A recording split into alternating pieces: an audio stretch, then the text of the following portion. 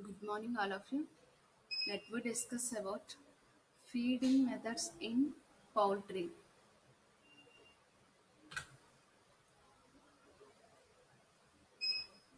Introduction.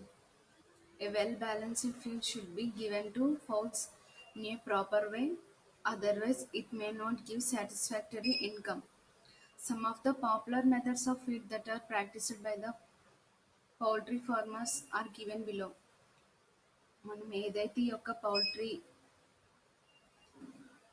ఫార్మ్స్‌లో ఉండే fowls, బర్డ్స్‌కి గానీ, అలాగే ఆ యొక్క డక్స్, గీస్, బర్డ్స్ ఎనీథింగ్ చికెన్స్ వేటికైనా మనం ఈ యొక్క బ్యాలెన్స్‌డ్ ఫీడ్ అనేది మనం ఒక ప్రాపర్ వేలో దానికి ఇవ్వాలి. అలాగే ఏంటి మనకి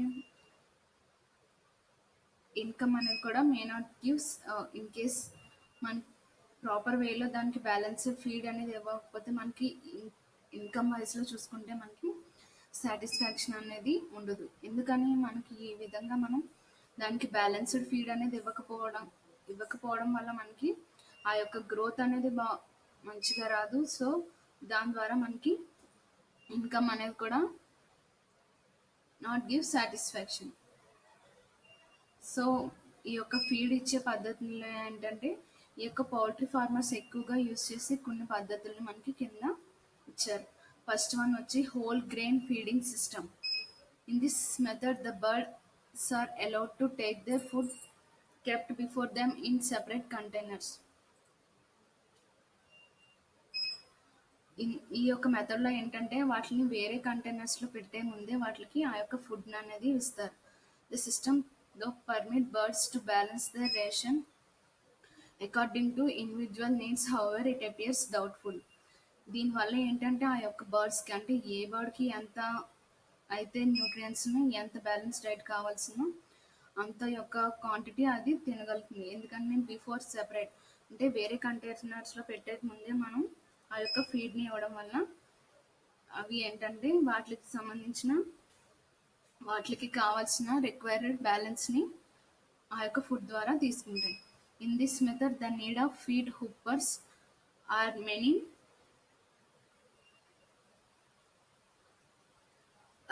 and it takes more time to fill up all the హుప్పర్స్.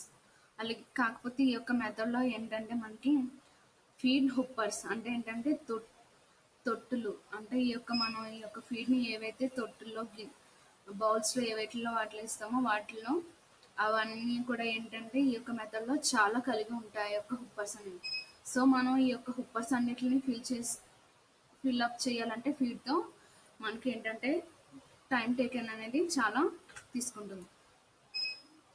Next method grain and mash method. This method is slightly better than the previous one. ఇదేంటంటే ఆ యొక్క హోల్ గ్రెయిన్స్ కింద ఇవ్వడం కన్నా ఫస్ట్ దానికన్నా గ్రెయిన్ చేసి మ్యాష్ మెథడ్లో ఇవ్వడం మనకి better. It involves feeding of grain mixture along with balanced mash diet. ఇదేంటంటే ఆ యొక్క గ్రెయిన్ మిక్స్చర్ గ్రెయిన్ ఏదైతే ఉందో దాన్ని ఈ యొక్క బ్యాలెన్స్డ్ మ్యాష్ డైట్‌తో పాటు ఇన్వాల్వ్ చేసి మనం వాటికి ఫీడ్ కింద ఇస్తాం. In this method one can increase or decrease the protein level as desired. ఈ యొక్క మెథడ్‌లో మనం ఆ యొక్క వాటికి ఇచ్చే ప్రోటీన్ లెవెల్ అనేది ఇంక్రీజ్ చేయొచ్చు, అలాగే డిక్రీజ్ చేయొచ్చు. వాటికి డిజైర్డ్ అంటే దానికి నీడెడ్ ఎంత ఉందో దాన్ని బేస్ చేసుకుని మనం వాటి యొక్క ప్రోటీన్ లెవెల్ అనేది తగ్గించొచ్చు, పెంచొచ్చు. But this process need a skill, otherwise it leads to a bad performance. కానీ ఈ యొక్క గ్రెయిన్ అండ్ మ్యాష్ మెథడ్‌లో కానీ ఏంటంటే బాగా స్కిల్డ్ ఫార్మర్స్ గానీ స్కిల్ ఉన్న పర్సన్స్ మాత్రమే ఈ యొక్క మెథడ్‌ని ఫాలో అవ్వాలి. ఎందుకంటే అదర్వైజ్ ఇన్ కేస్ అలా కనుక మనం ఈ యొక్క ప్రాసెస్‌ని ఒక పద్ధతిలో ఫాలో అవ్వలేనప్పుడు మనకి ఏంటంటే బ్యాడ్ పెర్ఫార్మెన్స్ అనేది వస్తుంది. The layers should be provided feed having equal quantity on grain and mash. మన లేయర్స్ ఏవైతే ఉన్నాయంటే గుడ్లు పెట్టే కోళ్ళు ఏవైతే ఉన్నాయో వాటికి మనం ఈ యొక్క గ్రెయిన్ అలాగే మ్యాష్ కూడా ఈక్వల్ క్వాంటిటీలో ఇవ్వాలి. The growing kids are usually feed only mash during the first week. అలాగే ఈ యొక్క గ్రోయింగ్ కిడ్స్ ఏవైతే ఉన్నాయో అవన్నీ కూడా మనకు ఫస్ట్ వీక్ వాటి యొక్క ఫస్ట్ వీక్ ఏజ్‌లో మనకి ఓన్లీ ఏంటంటే ఈ యొక్క మ్యాష్‌ని మాత్రమే ఫుడ్ కింద తీసుకుంటాయి. Later grains should be provided growth advances. తర్వాత ఏంటంటే వాటి యొక్క గ్రోత్ అడ్వాన్సెస్‌ని బేస్ చేసుకొని మనం ఈ యొక్క గ్రెయిన్స్ అనేవి వాటికి ప్రొవైడ్ చేయొచ్చు. బేస్డ్ ఆన్ ద ఏజ్ చూసుకుంటే గ్రెయిన్ మ్యాష్ యొక్క పర్సంటేజ్, అలాగే ఏజ్ ఆఫ్ చిక్స్ చూసుకుంటే వీక్స్లో ఏంటంటే ఈ యొక్క పర్సంటేజ్ అనేది 6, 8, 10, 12, 14, 16, 18 అంటే 6 ఏజ్ ఆఫ్ 6 దగ్గర పర్సెంట్ ఆఫ్ మ్యాష్ ఎంత ఉండాలంటే 95, పర్సెంట్ ఆఫ్ గ్రెయిన్ వచ్చేసి 5. Next percent of mash at age దగ్గర 8 అంటే 90, పర్సెంట్ ఆఫ్ గ్రెయిన్ వచ్చి 10. అలాగే ఏజ్ 10లో పర్సెంట్ ఆఫ్ మ్యాష్ వచ్చి 80, పర్సెంట్ ఆఫ్ గ్రెయిన్ 20. ఆ విధంగా ఏంటంటే డిఫరెంట్ ఏజ్ గ్రూప్ ఏజెస్లో మనకి యొక్క గ్రెయిన్ అండ్ మ్యాష్ పర్సంటేజెస్ అనేవి బేస్డ్ ఆన్ ది ఏజెస్ మనకి ఈ యొక్క percent of mash and percent of grain అనేవి మనకి ఇచ్చారు. Next all mash method. In this method of feeding, all the feed ingredients are pulverized and mixed with required portion and feed as a single balanced mixture. ఈ యొక్క all mashed మెథడ్లో ఏంటంటే మనకి అవసరమైన feed ingredients అన్నీ కూడా వాటిని pulverise చేసి వాటిని మిక్స్ చేసి రిక్వైర్డ్ పోర్షన్స్లో అన్నిటిని కూడా ఒక సింగిల్ బ్యాలెన్స్ మిక్స్చర్ కింద వాటికి ఫీడ్ కింద ఇవ్వాలి. This method is desirable for all types of reading system. ఈ యొక్క మెథడ్ అనేది ఏంటంటే అన్ని రకాల రీడింగ్ సిస్టమ్స్ అంటే చికెన్స్ కానీ లేయర్స్ కానీ బ్రాయిలర్స్కి ఏ రీడింగ్ సిస్టంలో కూడా ఈ యొక్క ఆల్ మ్యాష్ మెథడ్ అనేది ఈ యొక్క ఆల్ మ్యాష్ ఫీడింగ్ మెథడ్ అనేది మనకి డిజైరబుల్ అంటే ఎక్కువ ఇంపార్టెంట్ రోల్ని ప్లే చేస్తుంది. This method the mash is supplied to the poultry in 2 ways. ఈ యొక్క ఆల్ మ్యాష్ మెథడ్లో మళ్ళీ 2 విధాలుగా మనం ఈ యొక్క ఫుడ్ని సప్లై చేయొచ్చు. అదేంటంటే ఫస్ట్ వన్ వచ్చి dry mash system. All the food stuffs are ground to appropriate size, mixed in required proportion and feed the poultry bird as a single balanced mixture. ఈ యొక్క డ్రై మ్యాష్ సిస్టంలో ఏంటంటే మనం ఇచ్చే all food stuffs అన్నిటిని కూడా ఒక grind చేసి మనం ఒక అప్రాట్ సైజ్లో అన్నిటిని మిక్స్ చేసి మనకి ఎంత ప్రాపర్షన్ అంటే ఎంత కాంపోజిషన్లో అవి కావాలో వాటిని మిక్స్ చేసి వాటిని ఒక సింగిల్ బ్యాలెన్స్డ్ మిక్స్చర్ కింద వాటికి ఇవ్వాలి. Next wet mash system. The wet mash system as the name implies the dry mash wetted with water. మనకి ఏంటంటే ఈ యొక్క డ్రై మ్యాష్ సిస్టమ్ ఏదైతే ఉందో దాన్ని మనం ఏంటంటే వెట్టెడ్ అంటే దాన్ని తడి చేయాలి, దేంతో వాటర్తో వెట్ చేయడం, దాన్ని మనం వెట్ మ్యాష్ సిస్టమ్ అంటాం. This system improves feed consumption during summer months and also reduced the wastage. ఈ యొక్క వెట్ మ్యాష్ సిస్టమ్ వల్ల ఎక్కువ ఏంటంటే సమ్మర్లో ఈ యొక్క ఫీడ్ని ఎక్కువ కన్సంప్షన్ అంటే ఎక్కువ ఈ యొక్క ఫీడ్ని తీసుకుంటాయి వెట్ మ్యాష్ సిస్టమ్ అనేవి, ఎందుకంటే వాటర్ కంటెంట్ అనేది ఎక్కువ ఉండడం వల్ల ఈ యొక్క వెట్ మ్యాష్ సిస్టమ్ అనేది డ్యూరింగ్ సమ్మర్ మంత్స్ ఎక్కువ ఫీడ్ కన్సంప్షన్ అనేది జరుగుతుంది and also reduced the wastage. అలాగే ఈ యొక్క వేస్టేజ్ అనేది ఎక్కువ రాదు, రెడ్యూస్ అవుతుంది. Next pellet method. Pellets are made from dry mash under high pressure. ఈ యొక్క డ్రై మ్యాష్ ఏదైతే ఉందో దాని నుంచి మనం ఎక్కువ ప్రెషర్ని ఉపయోగించి ఈ యొక్క పెల్లెట్స్ని ఫామ్ చేస్తాం. These are quite hard and round in shape. ఇవన్నీ కూడా ఏంటంటే గట్టిగా అలాగే రౌండ్ షేప్లో ఉంటాయి. Advantage in this method is that there is little wastage in feeding. ఈ యొక్క పెల్లెట్ మెథడ్లో అడ్వాంటేజ్ ఏంటంటే మనకి ఫీడింగ్ అంటే మనం ఇచ్చే ఫుడ్లో అయితే మనకి ఏ విధమైన వేస్ట్ అంటే లిటిల్ వేస్ట్ మాత్రమే ఉంటుంది. ఈ యొక్క హార్డ్గా ఉండడం రౌండ్ చేయడం వల్ల అవి ఈజీగా పెల్లెట్స్ని తీసుకోగలరు. But the disadvantage is that the pellet are 10% more expensive than the normal feed.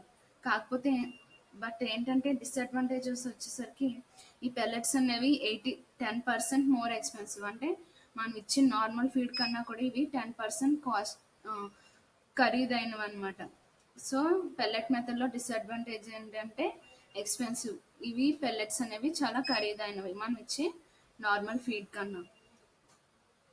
First one, there is no dirt in feed, so it enhances the consumption feed in the poultry birds. అలాగే వీటిలో మనం ఇచ్చే ఫీడ్లో ఏ విధమైన dirt particles ఉండకూడదు, so ఆ యొక్క poultry birds అనేవి ఈజీగా ఆ యొక్క ఫీడ్ని కన్సంప్షన్ చేసుకోగలరు. Next it reduces the feed wastage in the poultry. అలాగే ఈ యొక్క పెల్లెట్ ఫార్మ్స్లో ఇస్తే మనకి ఏంటంటే రెడ్యూస్ చేస్తుంది, అంటే ఫీడ్ వేస్టేజ్ అనేది ఏమి జరగకుండా దాన్ని రెడ్యూస్ చేస్తుంది. Third one, this method is extensively used in the western countries where the technology is highly developed. అలాగే ఈ యొక్క మెథడ్ అనేది ఏంటంటే ఎక్స్టెన్సివ్లీ వెస్టర్న్ కంట్రీస్లో ఎక్కువ యూజ్ చేస్తారు. అలాగే ఈ ఈ యొక్క టెక్నాలజీ అనేది highly developed. Next third one, restricted or controlled feeding. This method involves restrictions of feeding pellets during 6 to 20 weeks of age instead of ad libitum feeding. అలాగే ఈ యొక్క మెథడ్ అనేది ఏంటంటే రిస్ట్రిక్షన్, అంటే 6 నుంచి 20 వారాల మధ్యలో ఏంటంటే ఆ యొక్క ఏజ్ని కలిగి ఉన్న వాటికి ఏంటంటే ఈ యొక్క ఫీడింగ్ పెల్లెట్స్ అనేవి ఇవ్వకూడదు.